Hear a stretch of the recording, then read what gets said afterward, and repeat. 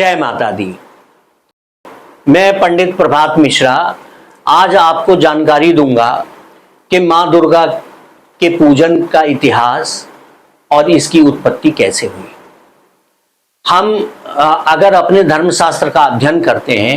तो माँ दुर्गा के आराधना के विषय में हमें ब्रह्म वैवर्त पुराण,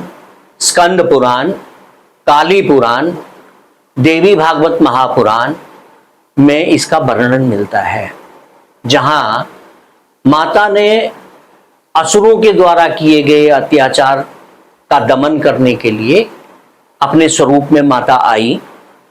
और उन असुरों का संहार किया,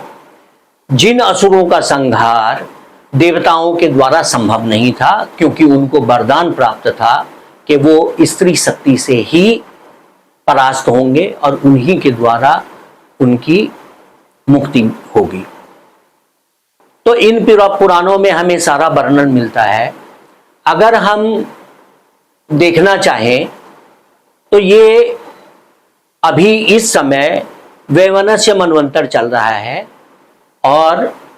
देवी भागवत महापुराण में जो माता के द्वारा किए गए कार्यों का वर्णन है, जो माता ने असुरों का संहार किया, उनकी स्तुति है, वो ब्रह्म वैवर्त संवत्सर में आता है, सावर्णिक मनवंतर में आता है। सावर्णिक मनवंतर 8वां मनवंतर है और अभी जो मनवंतर चल रहा है वो 7वां है। तो हम गणना करके तो बहुत साल पीछे चले जाएंगे, लेकिन कालांतर में जो माँ दुर्गा की आराधना करी जाती है, इसका बहुत खोजने पे कुछ स्पष्ट समय निर्धारण तो नहीं मिला कि माँ दुर्गा की आराधना नवरात्रि के रूप में कब से की जाती है, परंतु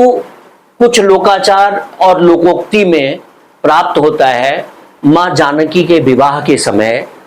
जब माँ जानकी यहाँ से मिथिला नगरी से प्रस्थान करने लगी,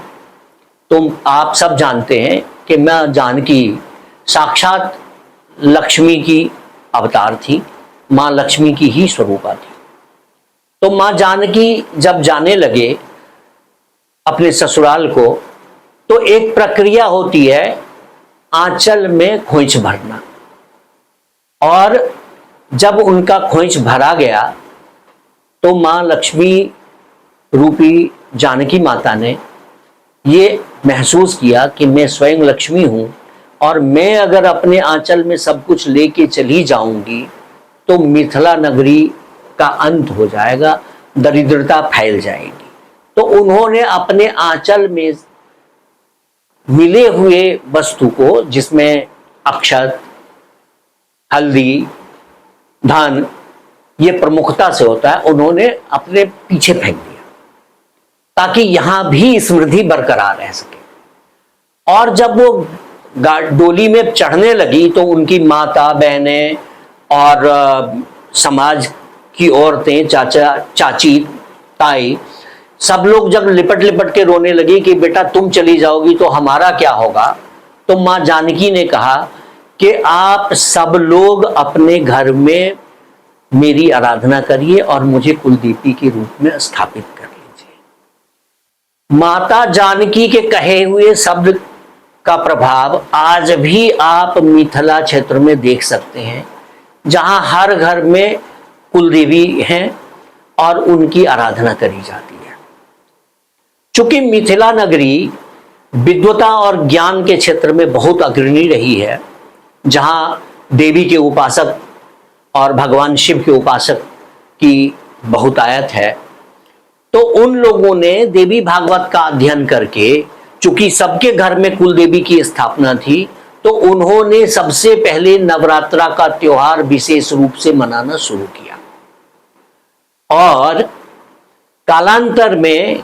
मिथिला से बिहार के अन्य क्षेत्रों में और बिहार से बंगाल, उड़ीसा, असम और पूर्वोत्तर के संपूर्ण क्षेत्रों में, उत्तर प्रदेश और आज तो संपूर्ण भारतवर्ष में मां जगदम्बा की आराधना नवरात्रा के रूप में करी जाती है।